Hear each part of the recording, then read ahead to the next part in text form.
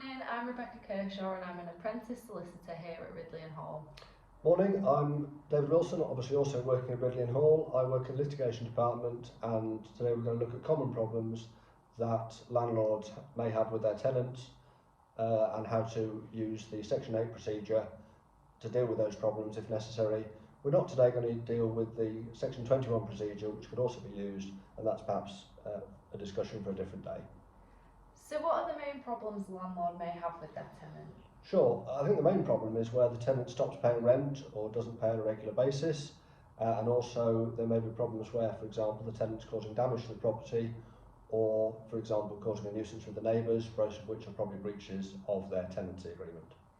And how can a landlord go about addressing these issues? Sure, I think the first thing to do is for the landlord to try and discuss matters with the tenant, either face-to-face or in a phone conversation or by email, and try and agree a route to solve those problems. If you deal with it via a telephone conversation, always back that up with an email or letter as evidence that that's what's been agreed. And what kind of notice do you have to give if you were to go ahead with the Section 8 procedure? Sure, if the dealing with the tenant informally by discussions doesn't work and you have to issue a Section 8 notice, normally when you're going under the Section 8 procedure, you have to give at least 2 weeks notice. That notice varies depending on the type of notice you're giving, but normally it's 2 weeks. For example, that's the notice period if it's for rent arrears. And so what happens if the tenant doesn't comply with this? Sure, and hopefully they do comply, but if they don't, your only option then might be to issue possession proceedings to evict the tenant from the property and get an order that they have to leave by a certain date.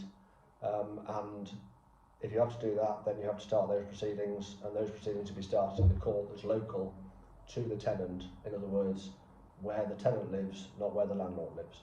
And so does this mean that the landlord has to go to court? No. The court normally doesn't need the landlord, particularly if it's for rent arrears, to go to court. They might have to, for example, do a witness statement backing up the rent arrears as at the time of the proceedings, but no, they don't normally have to go to court in that situation.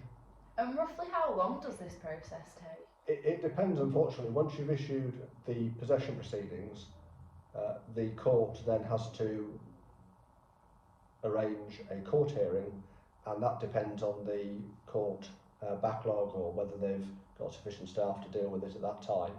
However, normally, if you're talking about Barnsley, we're speaking here in Barnsley today, you're normally looking at, if you were to issue proceedings today, you'd be looking at probably a court hearing in 6 to 8 weeks. Brilliant. And how much would this cost? Probably, every case is different, but probably you're looking at between £1,000 and £1,200, plus VAT, plus the court fee, which is £355. Thank you very much for listening, and thank you for your time.